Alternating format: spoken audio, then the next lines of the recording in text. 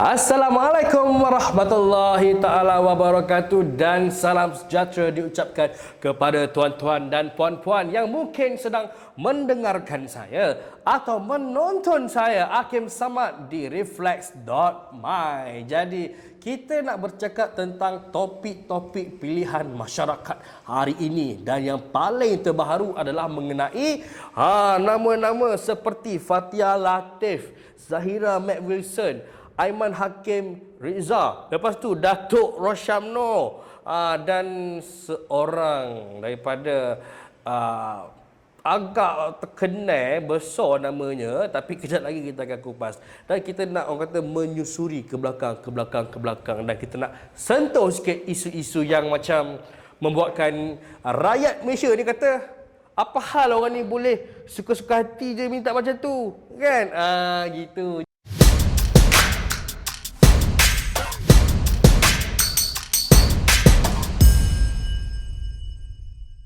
Jadi untuk perkara pertama berkenaan dengan Fathia Latif, kita bukan nak umpat dia, kita bukan nak fitnah dia. Saya cuma nak berkongsi apa yang kita nilai, kita baca, kita kaji ada dekat dalam media sosial. Seperti yang terbaru semalam, saya ni memang salah seorang peminat Izara Aisyah. Gitu kan. Kita terbaca satu tweet dia di mana Izara seperti mengatakan bahawa seseorang itu tidak sesuai untuk dikatakan menghidapi masalah mental jika mengambil sesuatu barang terlarang seperti ais. Gitu. Jadi dari segi logiknya juga kita pun macam setuju, sebab ibarat kau sakit ni, sebab apa kau sakit? Kau ambil dadah, kau ambil ais, kau ambil syabu, kau ambil ketamin, kau ambil pelamin, kau ambil itu ini apa semua kan. Kau sakit. So kita faham, dia sakit disebabkan benda tu. Tetapi cuba bayangkan orang ni, laki ke perempuan ke, hari-hari makan nasi putih, pucuk paku, belacan, tabur sebut asam, lepas tu telur goreng tu dia kacau, dia hancurkan, kan? Makan pula dengan burger, ikan masak merah, macam-macam. So tiba-tiba satu hari dia sakit. Dia sakit. Pun tak tahu sakit sebab diabetes ke, darah tinggi apa semua. Tapi adakah disebabkan makanan-makanan ini boleh menyebabkan sakit mental berlaku? Jarang berlaku. Tetapi apabila satu lagi situasi, orang ni jenis tak makan ke, tak makan lah benda-benda terlarang, lepas tu rutin dia biasa, tiba-tiba dia datang sakit mental. Yang tu baru disahkan bahawa memang kau sakit mental. Ataupun disebabkan tekanan tempat kerja ke apa semua kan, tiba-tiba sakit mental, ataupun obses dengan satu benda, tiba sakit mental. So setiap benda ni dia ada punca. Tapi kalau disebabkan ambil benda-benda terlarang, kita pun nak kata susah juga kan, sebab kita bukan pakar. Tapi di segi pemahaman konteks Izara Aisyah, dia punya pandangan macam gitu. Kalau orang tu ambil sesuatu yang benda terlarang, lepas tu kepala pun tak betul, tintong, maka dia tak sesuai diistilahkan sebagai ada sakit mental. Jadi kena bersihkan diri dulu, mungkin Fathia Latif boleh kembali normal seperti biasa. Dan selain daripada cerita tweet daripada Izara Aisyah ni, yang boleh kita kongsikan adalah tentang apa yang berlaku dalam media sosial, di mana Fathia Latif suatu ketika dahulu, tak adalah suatu ketika dahulu sangat pun, sebab baru je berlaku, di mana ketika Fathia Latif sedang buat live, ada satu netizen ni kan memberi komentar kepada Fathia Latif, seperti katanya muka Fathia Latif ni tak berapa lawa, si Zahira Mac Wilson ni lagi lawa apa semua kan. Dan dari situlah si Fathia Latif ni boleh trigger. Dia start trigger apa semua, dia start rasa macam tak selamat, insecure, rasa macam betul ke. Lepas tu Fathia Latif boleh kata muka Zahira Mac Wilson tu macam bibik atau pembantu rumah.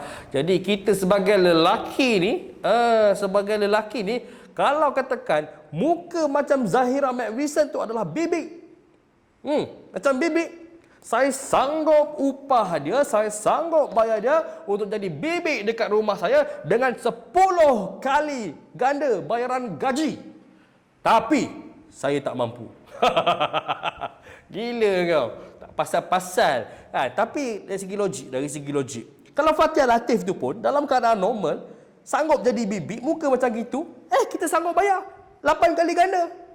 Kenapa? Sebab dia ada bad history sikit lah. Jadi harga boleh runding, tapi apa cerita sekalipun, itu satu perkara di mana Zahira McWilson ni telah dicuba untuk dikacau-kacau oleh si Fathia Latif ni. Sampai kan kita bayangkan semua tahu yang suatu ketika dahulu memang Fathia Latif ni bercintalah dengan si Aiman Hakim Rizal tu suatu ketika dahulu. Tetapi sekarang ni dalam tempoh beberapa tahun sehingga hari ini, si Aiman Hakim Rizal tu dengan Zahira McWilson dah kahwin, dah beranak pinak. Si Zahira McWilson tu mengandung anak kedua. Kak oi.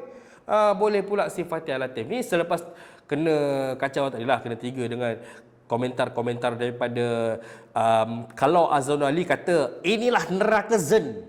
Neraka zen Hamlau.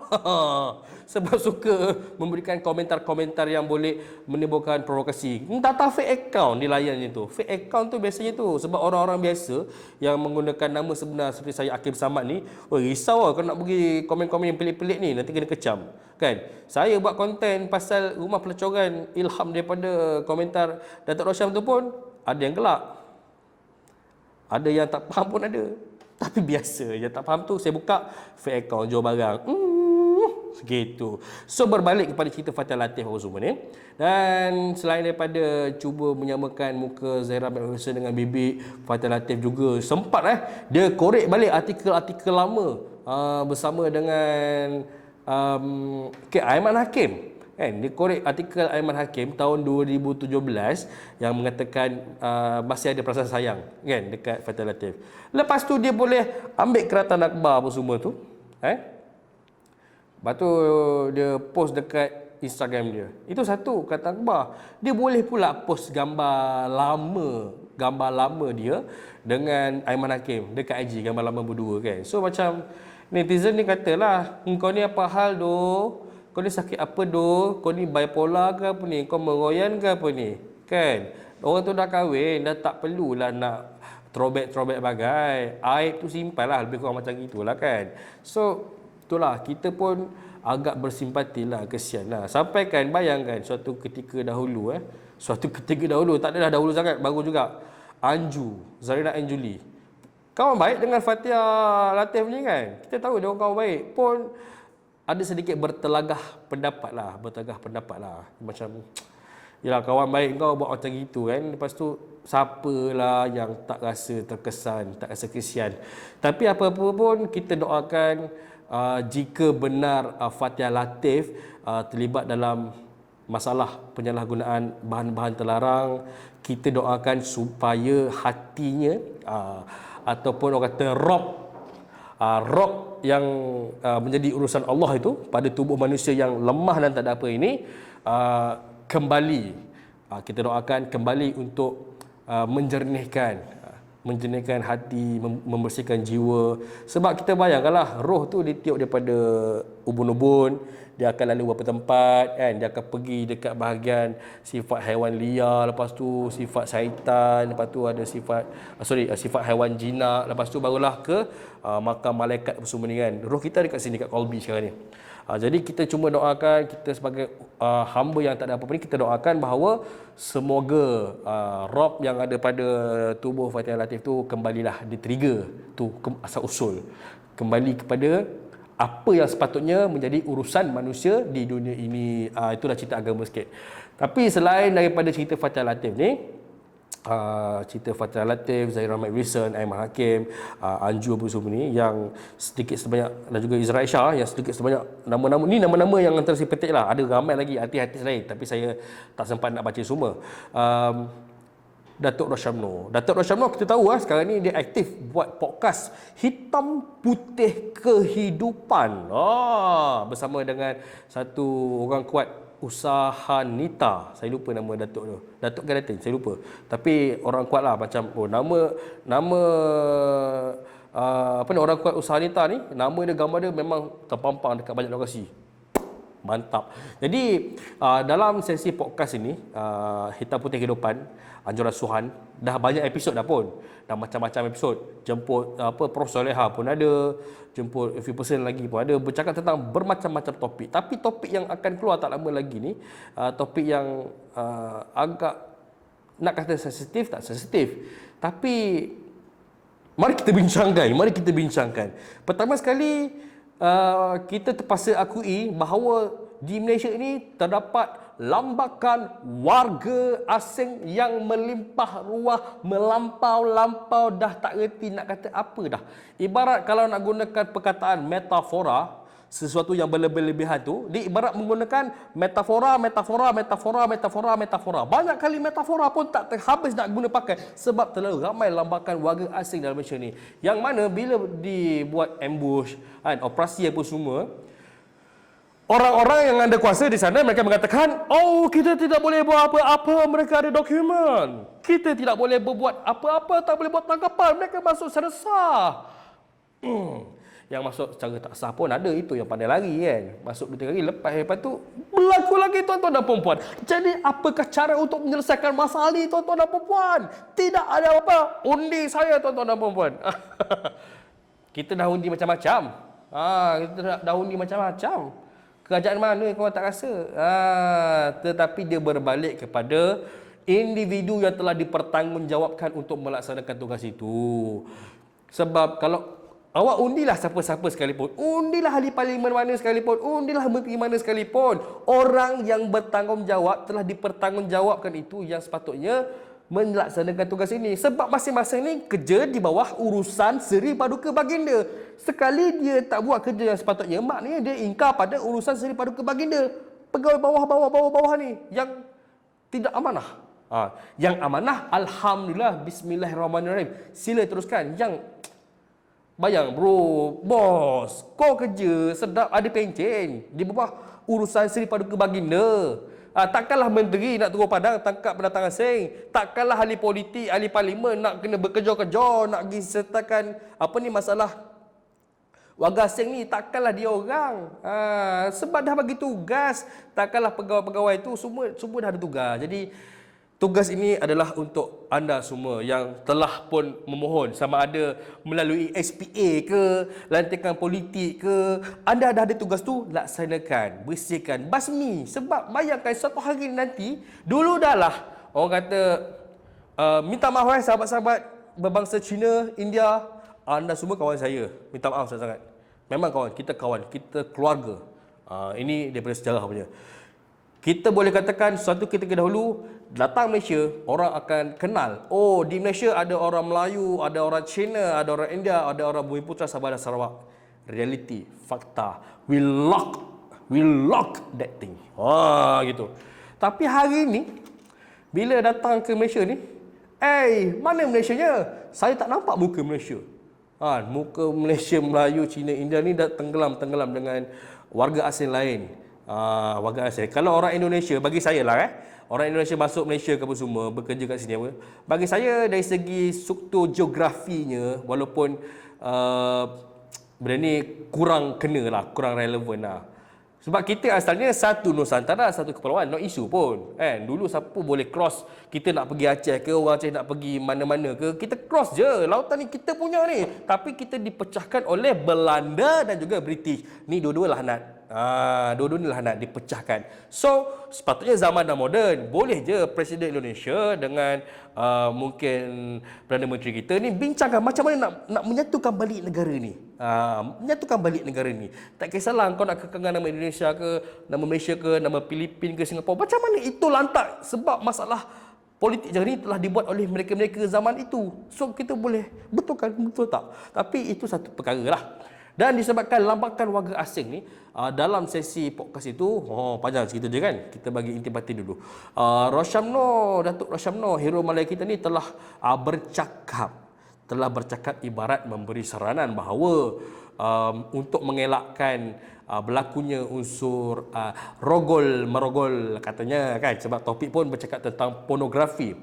Untuk mengelakkan adanya anak gadis tempatan, isteri-isteri kita di Malaysia ini. Isteri-isteri kita, isteri masing-masing lah. Perlu diwujudkan satu rumah pelacuran untuk warga asing agar mereka tidak menyondol-nyondol. Ha. Jadi kenyataan itu telah sedikit sebanyak, bukan sedikit sebanyak lah.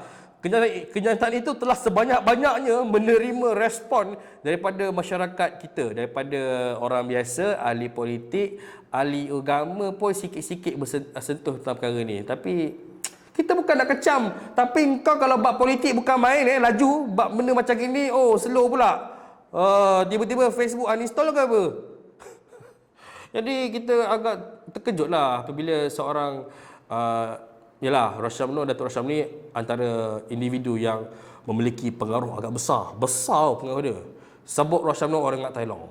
Sebut Rosyam Nor tora-tora minta izin. Oi. Jadi ada yang kata Rosyam ni macam terbawa-bawa dengan karakter dia sebagai pelakon, tapi itu bagi saya itu isu lain lah. Sebagai seorang yang bercakap dalam media sosial, bercakap di hadapan kamera, yang bagi saya dirakam dengan sengaja seperti ini. Ni dirakam secara sengaja ni. Jadi setiap butir percakapan kita adalah melambangkan tentang apa intelektual kita, apa idea kita dan bagaimana kita nak menzahirkan perkara itu. Ada yang berkata bahawa itu cuma promo, betul promo. Memang promo. Disebabkan itu ada satu promo itu berjaya membuatkan orang akan tak sabar-sabar nak tengok apa cerita sebenarnya dalam hitam putih kehidupan di channel Suhan. Saya pula macam promo kan. So, kenyataan itu sedikit telah menimbulkan rasa kurang senang dalam kalangan masyarakat. Telah menimbulkan rasa kurang senang. Komen-komen apa ni, Rosyam ni sebagai artis agama Islam tak patut buat komen macam tu, tak patut bagi saranan pelik-pelik apa semua kan. Sampaikan saya sendiri. Saya pun ada buat konten parodi kan. Konten parodi macam mana kalau kita merealisasikan saranan Datuk Rosyam Nor ni kan. So kita boleh bayangkan bayangkan kalau semasa nanti tiba-tiba kan Rosyam Nor naik jadi Perdana Menteri. Kita bayangkan tiba-tiba Rosyam Nor naik jadi Perdana Menteri, diumumkan kat Parlimen. Saya umumkan dengan peruntukan 25.3 juta ringgit. Saya mahu semua rumah tumpangan, rumah pelacuran dihalalkan dengan lesen mengikut akta undang-undang tempatan. Oh, tak kacau, babe. Kacau. Kalau dia realisasikan lah. Kacau. Walaupun dia letakkan macam dekat genting kan. Premis judi ni, umat Islam dilarang masuk. Lepas tu ada apa, hanya 21 tahun lebih kurang macam tu kan. Still benda lara tu depan mata pusat judi. Tapi itulah disebabkan memberikan keuntungan kan, cukai kan, jadi dihalalkan dengan lesen hanya untuk golongan-golongan tertentu. Jadi kita bayangkan benda ni tak boleh cegah tau. Benda ni tak boleh cegah kalau tidak ada satu sepakat yang kuat daripada akar umbi. Dah macam ahli politik saya kan. Dia sebenarnya satu benda tu boleh ditegah. Boleh ditegah. InsyaAllah boleh ditegah. Kita percaya. Kan? Macam kes macam ni lah. Dia mula idea. Dia like jokes, tapi realitinya memang industri tu ada, berlaku. Cuma tak adalah aku kata sampai public kan. Dan bayangkan kalau tiba-tiba lah orang yang salah mendapat kuasa, lepas tu orang yang salah ini pula menjadi majoriti dalam parlimen, dan majoriti itu menyokong pada idea orang yang salah ini. Oh dahsyat implementasi dia agak dahsyat. Jadi itu dah berlaku. Dan saya boleh bayangkan kalau tiba-tiba rumah pelacuran ni dia buka open public, macam mana macam mana ni kedai Toto 4D kan, buka macam tu kan. Walaupun premis ini dilarang kan, ini ada juga Melayu masuk pakai helmet, ada juga Melayu masuk pakai mask. Janganlah buat kita tak tahu bang. Tapi itu kau nak kekang, macam mana kau nak kekang? Berlaku weh benda tu. Kita pun pening. Tapi disebabkan sampai ke hari ini, Januari 2024 ni, belum ada mana-mana rumah pelacuran dibuka secara berlesen lagi. Kita harap, kita doa janganlah benda tu sampai berlaku. Ya. Ni doa daripada setiap umat Islam yang mahu tanah air ini kata sentiasa mendapat keberkatan. Kita doa. Memanglah dapat gurau kadang-kadang tu. Orang kata kan, di sebalik gurauan itu, di sebalik gelak tawa itu, ada sesuatu yang serius. Jadi kita doa supaya benda ni tidak berlaku. Dan kalau yang dah ada buka secara haram ni pun, kita doa, kita mohon mana-mana pegawai yang telah pun mendapat amanah, menerima gaji, dibayar gaji, mendapat pencen untuk melaksanakan amanah tersebut tanpa tunggu laporan, tanpa tunggu report, tanpa tunggu aduan. Kan? Takkanlah dah viral, kecoh, satu Malaysia ni. Okey, agensi ni, jabatan ni, kenapa tak buat tindakan? Oh, kita belum terima aduan lah. Ada siapa-siapa nak mengadu? Ada siapa-siapa nak jadi saksi? Tak ada. Ini yang berlaku. Jadi, takkanlah nak tunggu orang mengadu, kau dah nampak benda tu salah. Tembak je lah. Bukan tembak pisau, tembak je lah dengan kuasa kau tu. Tak gitu. Jadi itu antara dua isu melibatkan artis di Malaysia lah. Dan lagi satu yang agak panas melibatkan orang kenamaan dalam negara ini, yang sekarang ini kecoh sedang disiasat oleh satu badan. Ini bagus. Badan ni bagus. Kita tak tahulah dia dapat aduan ke tak dapat aduan. Tetapi badan ni memang suka menyiasat. Jadi badan ni tengah menyiasat satu individu yang namanya hampir seperti coklat yang ada di Langkawi namanya. Jadi ada satu statement yang dikeluarkan oleh individu yang memiliki nama seperti coklat yang senang didapati dekat Langkawi ini. Dia meminta untuk mahkamah memberhentikan agendanya dan meminta untuk badan yang sedang menyiasat ini untuk menghentikan siasatan ke atasnya. Sampai begitu sekali. Power tu. Kita ni kalau orang biasa kena dakwa ke kena siasat tu, kita cakap, cik, tolong cik, janganlah saya cik, saya tak salah cik. Dia tak kira boh. Kau dalam, kita settle dulu, cari dulu.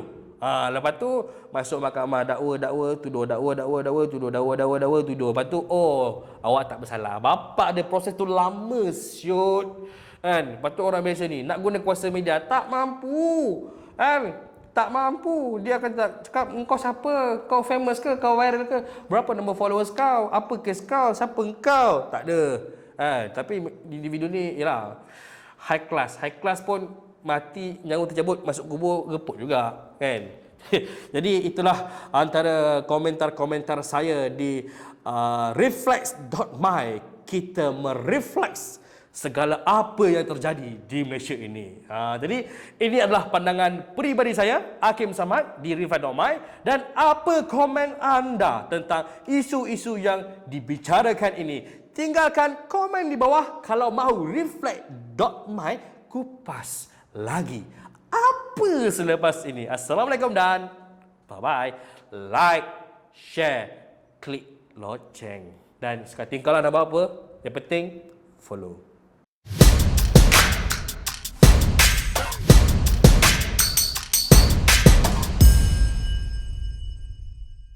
Sembuh! Wanginya. Podcast ini telah ditaja oleh perindu gaharu. Dapatkan parfum dengan bauan buluh perindu dan juga minyak gaharu yang cukup boleh buat kita rindu. Ini pakai ramai yang terpikat ni. Dapatkan dengan harga kurang RM60. Link di bawah. Izara Aisyah, Nilofa, Kila Fairi. Mari.